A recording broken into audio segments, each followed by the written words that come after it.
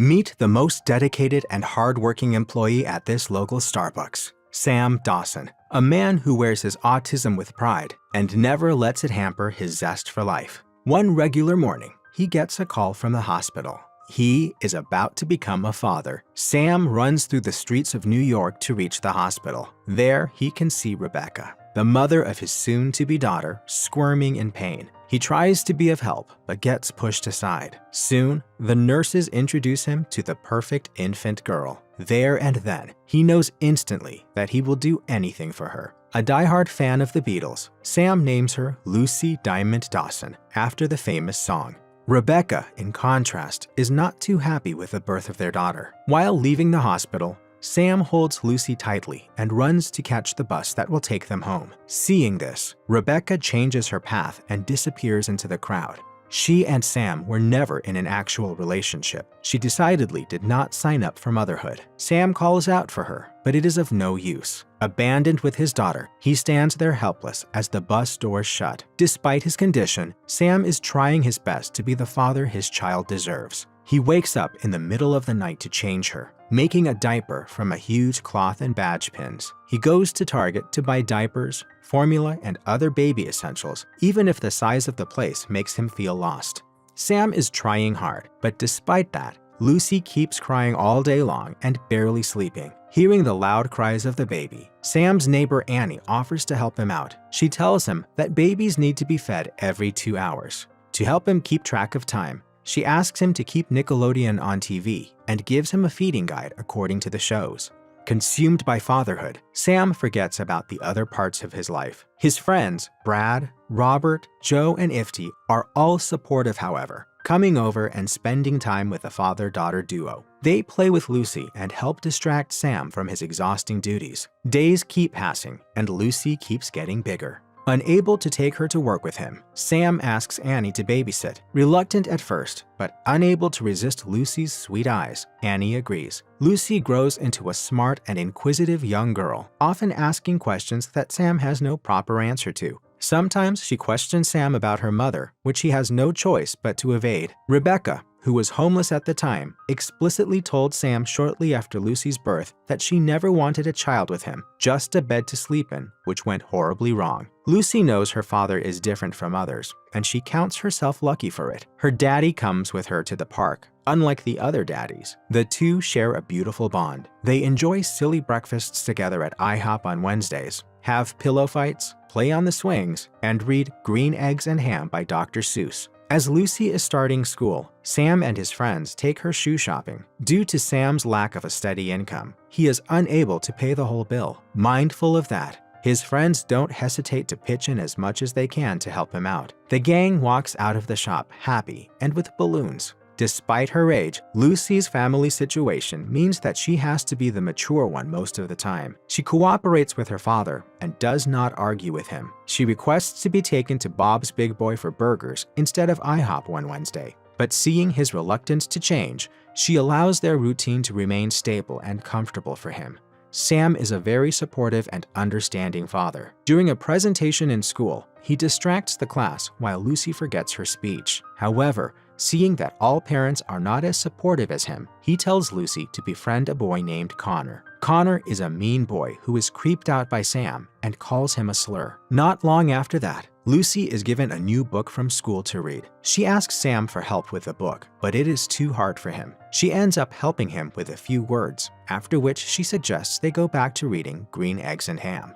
One day, as Sam is sitting at a restaurant trying to find a word in the International House of Pancake quiz to impress Lucy, he is approached by a sex worker. The two have a pleasant conversation, as Sam does not see any reason why not to befriend the friendly woman. The incident leads to him being brought into the police station, where a caseworker from the Department of Child and Family Services notices him. She is concerned about his daughter's well-being and suspects that he is not fit to be a parent. Sam has been called to school by Lucy's principal. The woman shows him a drawing made by Lucy, which depicts the girl dwarfing the tiny figure of her father. She informs him that Lucy has been holding herself back in class to be able to maintain the same mental capacity as her father, 7 years of age. This This deeply saddens Sam, and later that night, he insists that Lucy read the book in hard English for him. Lucy refuses, saying that she does not want to read anything that her daddy cannot read. Sam tells her that seeing her do well makes him happy. In the end, she reads the book out loud to him. The next Wednesday,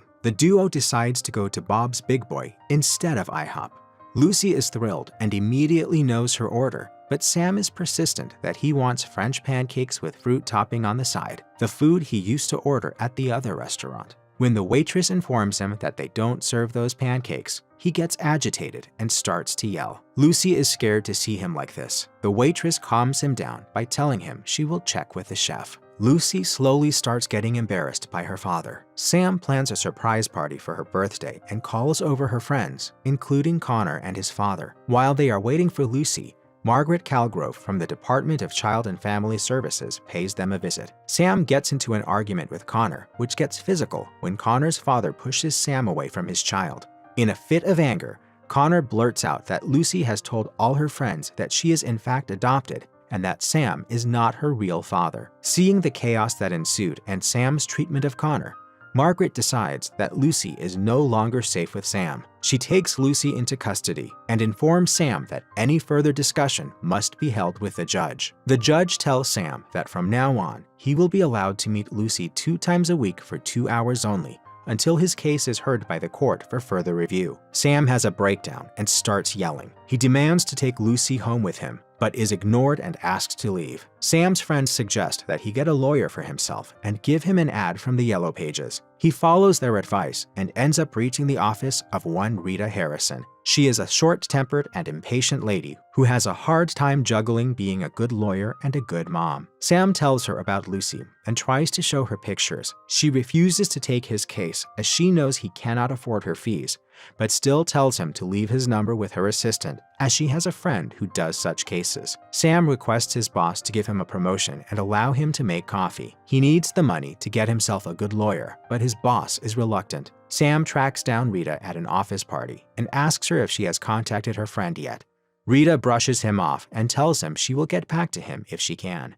Rita's colleagues ask her who that man is, and to look likable, she tells them that he is her pro bono case. Everyone laughs, knowing how Rita truly is. Meanwhile, it is finally time for Sam and Lucy's first monitored visit, and Sam is running late. Lucy is sure that her father will show up and refuses to leave without him. An hour and 45 minutes into the 2-hour frame, she sees him running towards her. She gets up to go meet her daddy. They sit together, and Sam tells Lucy about Rita. She feels guilty for what she did and says she would never have any other daddy than Sam. He tells her she has nothing to be sorry about and that he will buy an answering machine so she can send him messages. Sam has a letter from the court addressed to his lawyer, so he drops by Rita's office. She tries to ignore him at first, but seeing her colleagues gossip about her, she takes up Sam's case for free to prove them wrong. The letter demands that Sam appears for a court-mandated psych evaluation that same day at 3 p.m. Seeing the lack of time, Rita offers to give him a ride in her car. Sam does not care for psychologists much, as he has been to way too many as a child. He gets stressed out as the shrink asks him questions about Lucy and ends up being too paranoid to answer properly.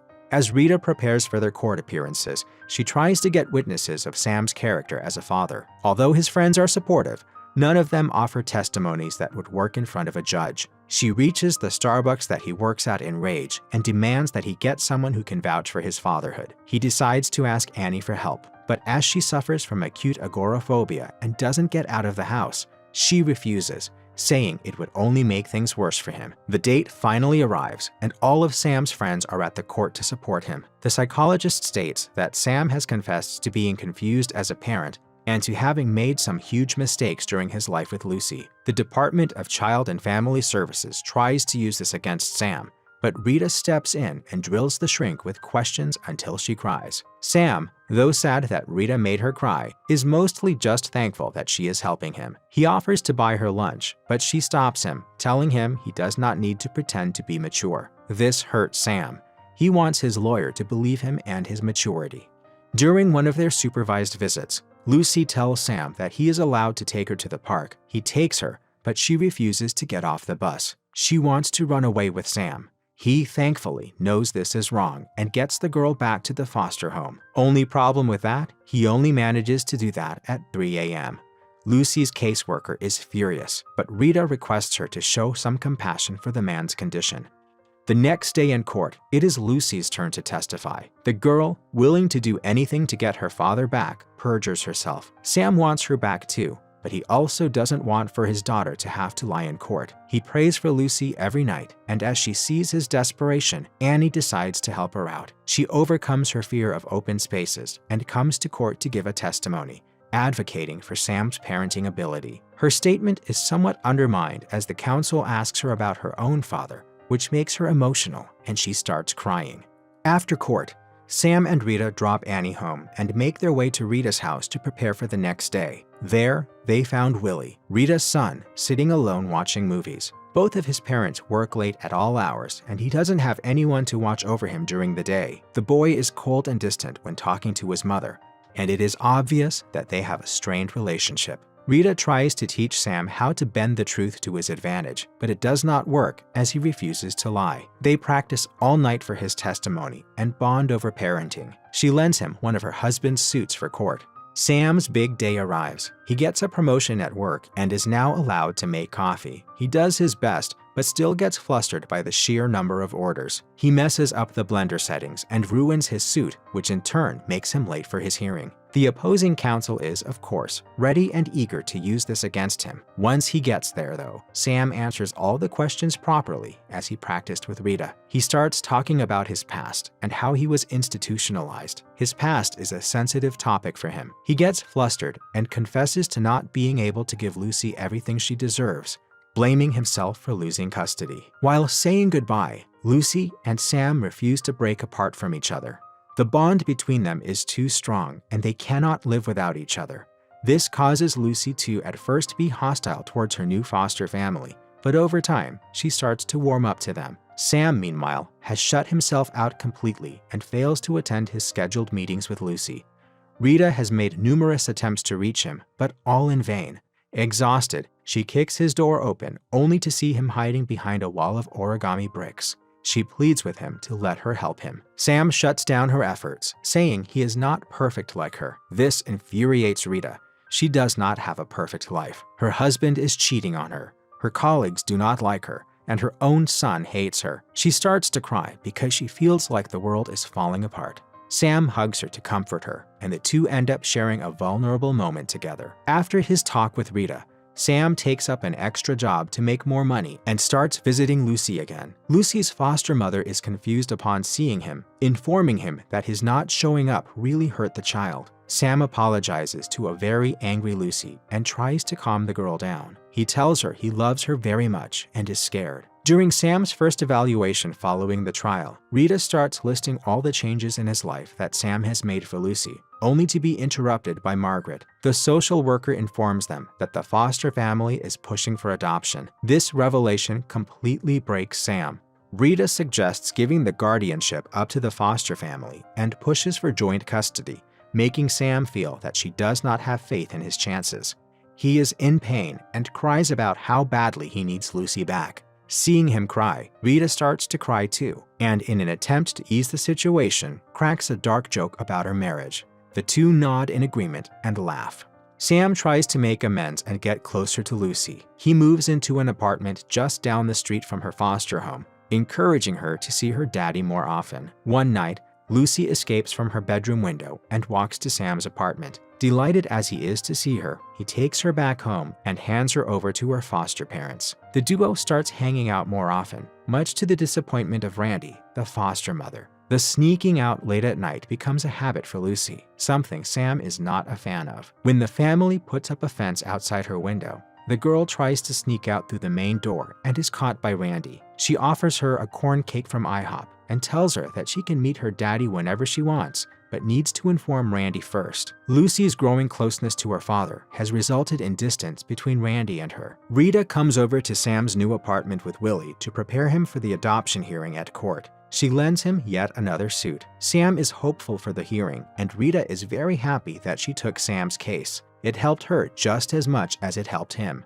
That night, while Sam is asleep, there is a knock on the door. To his surprise, it is Randy with a sleeping Lucy. The woman is crying and hands Lucy over to Sam. She confesses that she could never give Lucy the same kind of love that Sam can give her, and promises to be on his side in court. Sam confides in her and tells her that he has always wanted Lucy to have a mother. He wants her to be that mother for her. Randy is touched and accepts his offer without a second thought. Sam finally has full custody of his daughter.